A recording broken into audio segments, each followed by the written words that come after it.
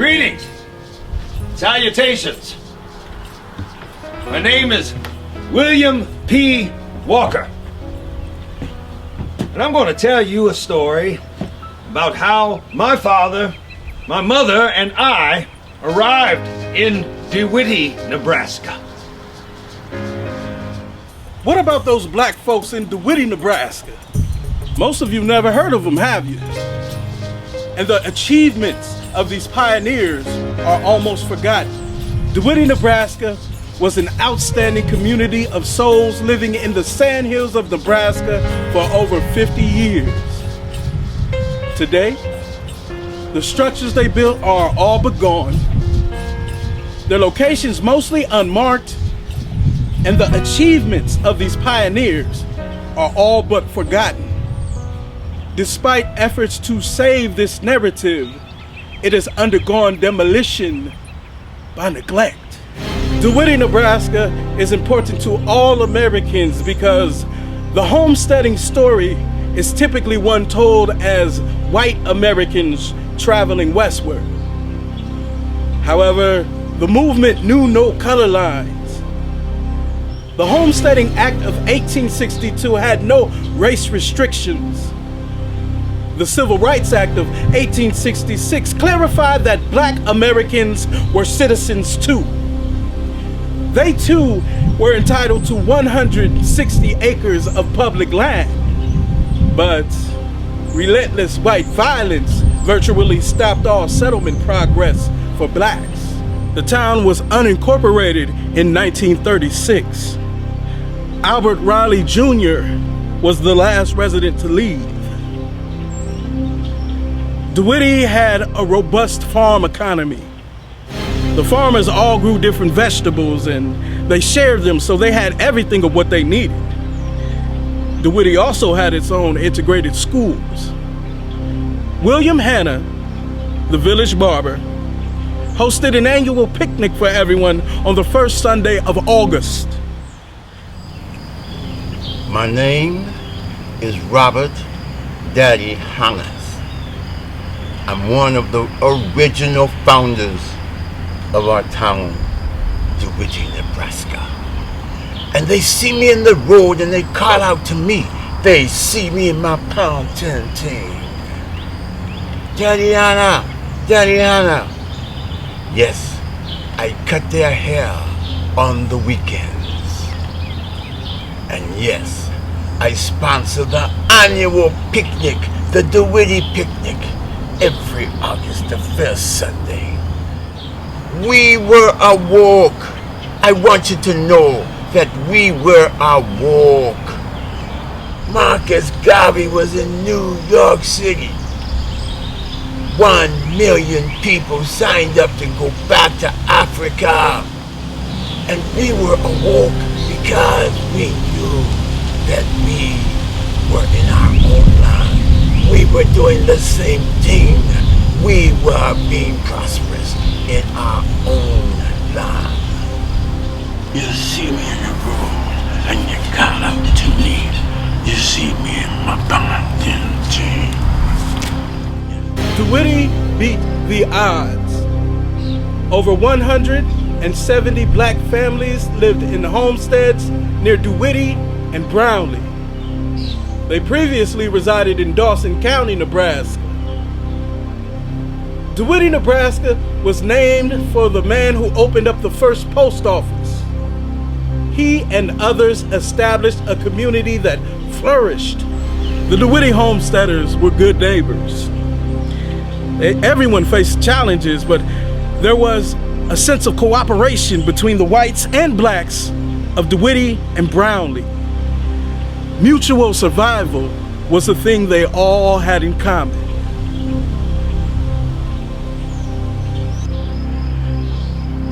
We were woke, and we knew that we needed to do for ourselves, educate our own children, make our own work, and be fruitful for ourselves. I was the postmaster for North Buxton. Now that was how I learned about the Homestead Act in Nebraska. See, the U.S. government offered land to anyone considered head of household for a small fee, and sometimes for free. The opportunity to own my own land and better life for my children, answer to my prayers. As postmaster, I spread the good news about the Homestead Act, but everyone wasn't as excited as I to leave the comforts of North Buxton. Our home, life was good. We had a thriving Negro community, but I wanted more.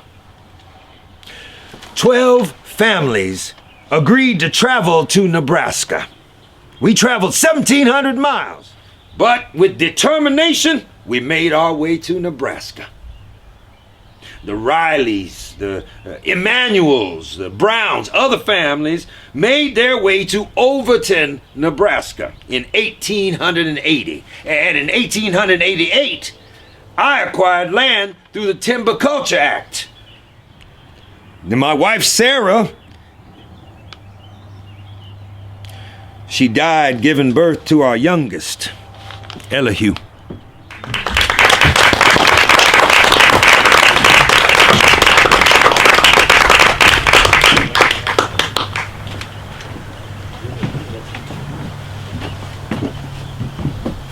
Hi, how are you?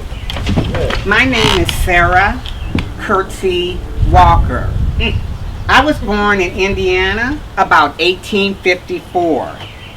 My mother and father went to Canada via the Underground Railroad. I was told that my mother and father carried me in their arms. Remember when William told you about the Fugitive Slave Act of 1850? Where about 40,000 slaves made their way into Canada? Well, I was told that my mother and father walked across a natural stone bridge crossing over the Detroit River into Canada. That bridge no longer exists, but every year in September, my family has a week-long celebration and they honor everyone who made their exodus into Canada. We also had a bell in the middle of town. It came all the way from Pittsburgh. And every time a new family arrived, we would hear the bell ringing 3 times. And when we heard that bell ringing 3 times, everyone would go out and greet the new family. But when we heard that bell ringing fast and hard, we knew it was trouble, because sometimes the bounty hunters would come and try to take us back. I married a handsome young man named William P. You met him earlier. We were married and we had a family of 6. But I died giving childbirth to Elihu, and I left William P. with 3 children. So William P. married Charlotte Riley. Her husband had died in a tragic wagon accident, leaving her with 3 sons and 160 acres of land in Overton, Nebraska.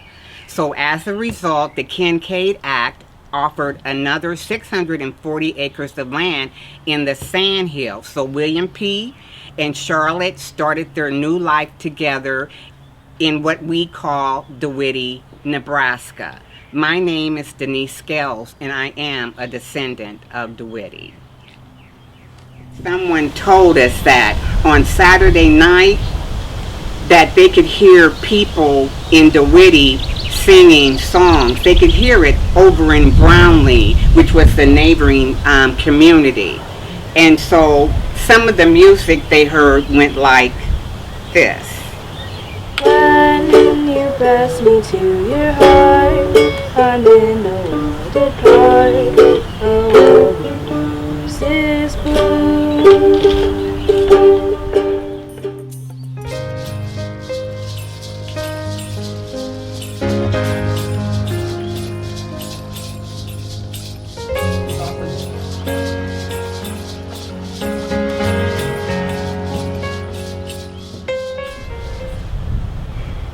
Well, I became known as a town healer.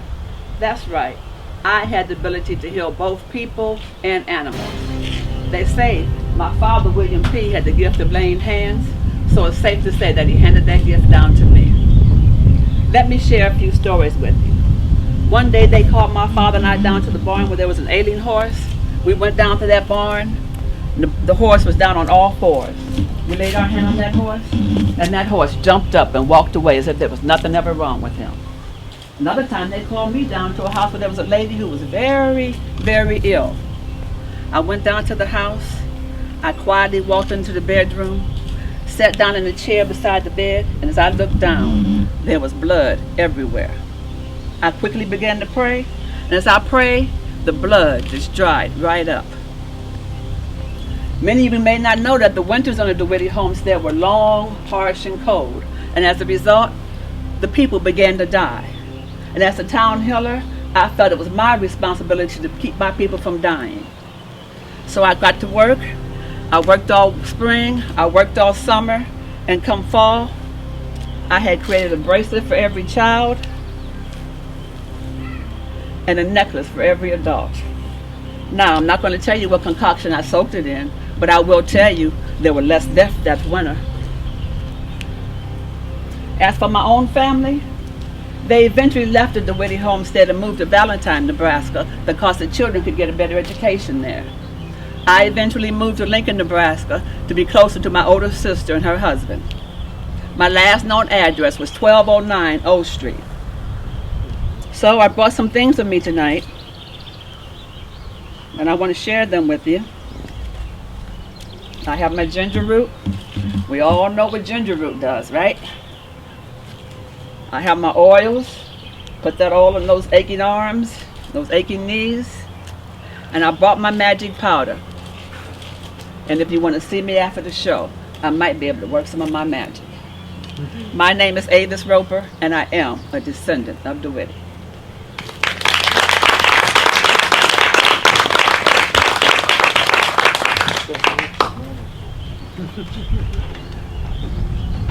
The gospel trains are coming, I hear it close at hand.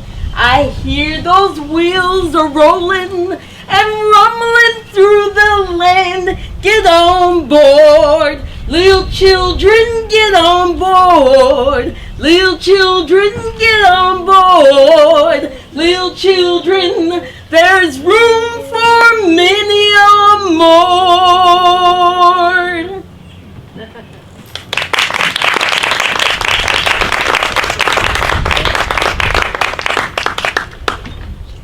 Good afternoon. My name is Reverend Oliver J. Burkhardt. In these parts, I'm better known as Reverend O.J. Not the O.J. you don't know, but O.J. nevertheless. I'm told I was born somewhere in Howard County, Missouri, around 1868. My mom and daddy, from what I understand, were slaves, and they grew up in slavery. But I didn't want that for myself. And you know, I felt the call of God upon me all my life. So when I got of age, I decided I wanted to leave Howard County, Missouri. And I traveled and made my way over to Jefferson City, Missouri, where I heard they had a school there for Negroes called the Lincoln Institute. It was started, in fact, by some former slaves who were one time fought in the Civil War. And so I figured I could go to that school there, that Negro school in Jefferson City, and get some learning. And I stayed at that school until I got my learning and became a preacher. And then I decided to strike out from there to a place called Nebraska. Now, I didn't know a whole lot about Nebraska, but I heard some land had been opening up. Well, it was around 1890 that I made my way to Lincoln, Nebraska. And I was on a mission there. I was on a mission to open up churches all over the state of Nebraska. Not only that, but there was a great migration of Negroes coming into Nebraska settling all over, and I want to be a part of that and help them with their settlement. As I said, I went to Beatrice, Nebraska, and Nebraska City, of course. That was a stop on the way of the Underground Railroad. Well, I went to Seward, Nebraska, Hastings, Nebraska, Alliance, Nebraska, Scottsbluff, Nebraska, all over Nebraska, setting up churches and helping Negroes get settled. In fact, I tell you something you probably don't know. There were colored cowboys out in them places. Doing all the cowboy thing, moving cattle and holding ranches as well. Well, eventually I stayed in Custer County around Dewitty a while and made my way back into Lincoln. I got back into Lincoln and met a little girl there. And as things go, I married that little girl. Her name was Anna Jones. She came to Lincoln, Nebraska from Burlington, Iowa. She was a cute little thing. And I ended up marrying her in 1898.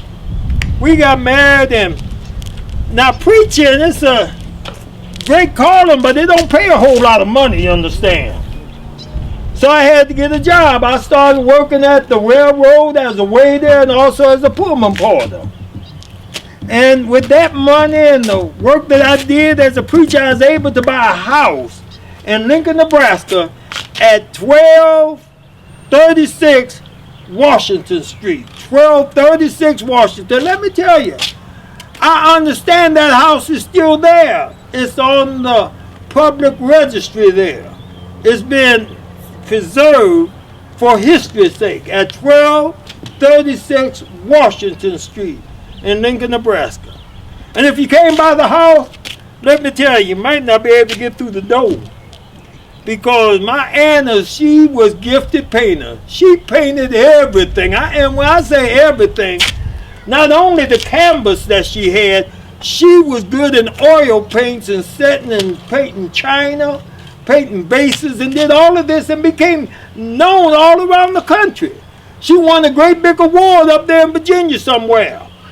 Eventually, the governor seemed fit to ask my Anna to help restore some of the paints around the Lincoln Capitol that was getting faded out, and she did that. Well, I continued to do my missionary work all around, and I continued to work setting up churches in Brownlee County and in Cherry County, and let me tell you, I've been told, they told me that I helped settle over 200 Negroes all by myself. That was amazing unto me.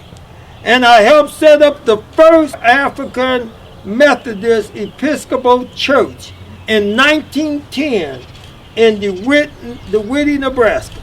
And I'm very proud of that.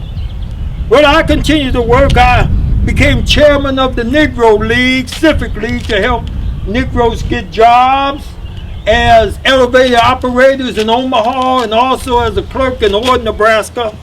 I set up the National Association for the Advancement of Colored People in 1918, and we again helped in a lot of ways of getting Negroes settled, but also we stopped the showing of the movie, you might have heard the movie Birth of a Nation.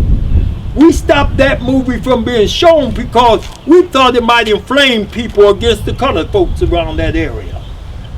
But I was going to live a little long in age, and my wife Anna, Lord have mercy, she took ill in about 1945.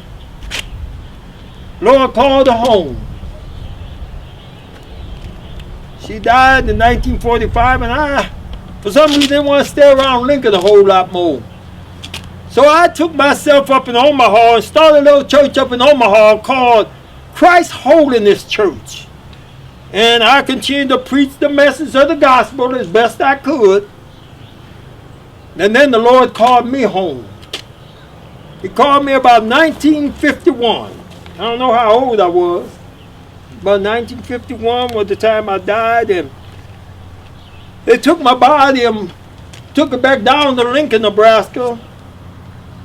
And they buried me in the cemetery there on Old Street.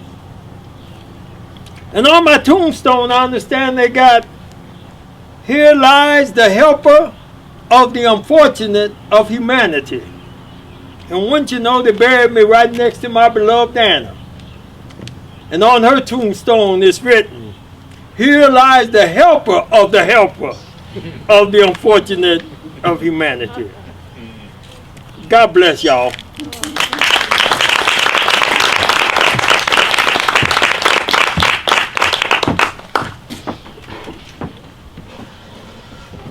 Hello, my name is Goldie Walker.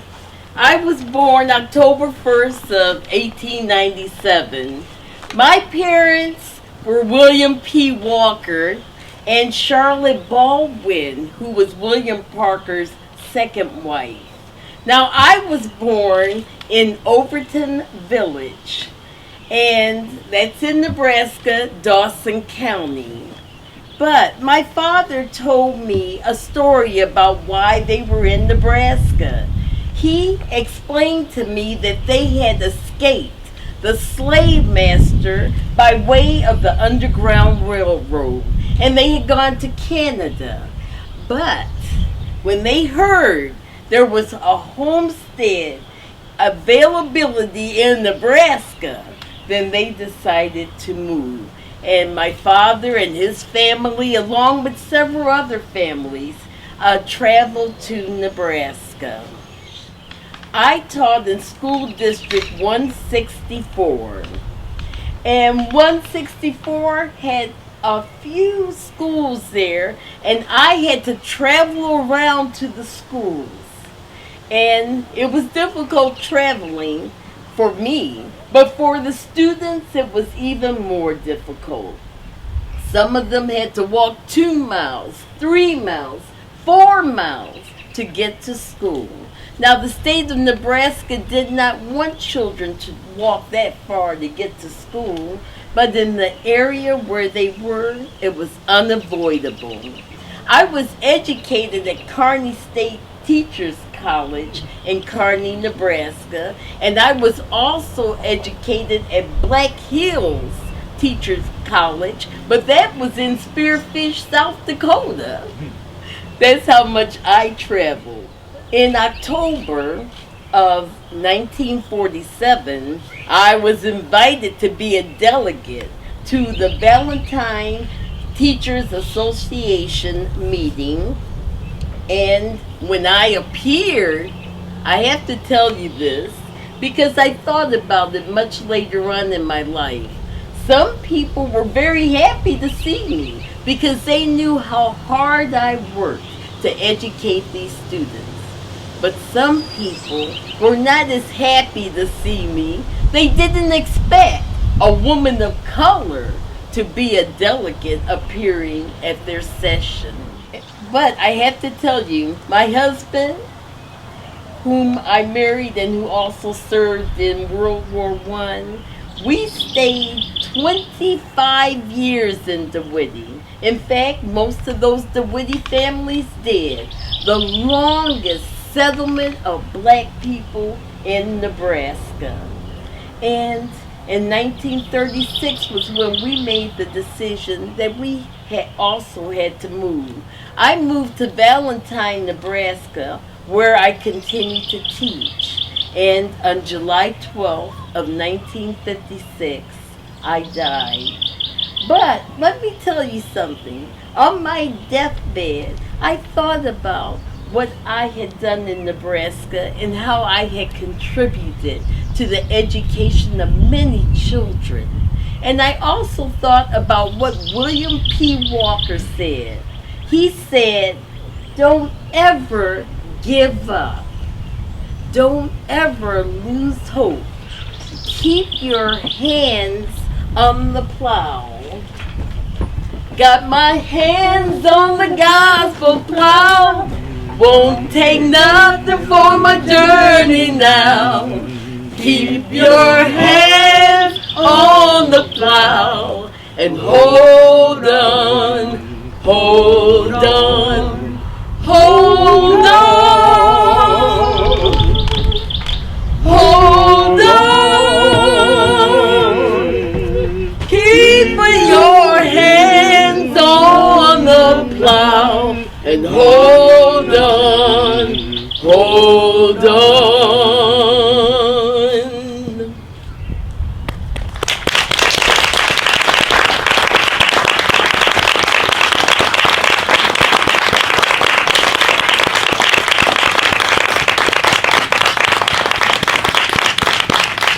So if anyone has any questions, we can answer them at this time. Go ahead.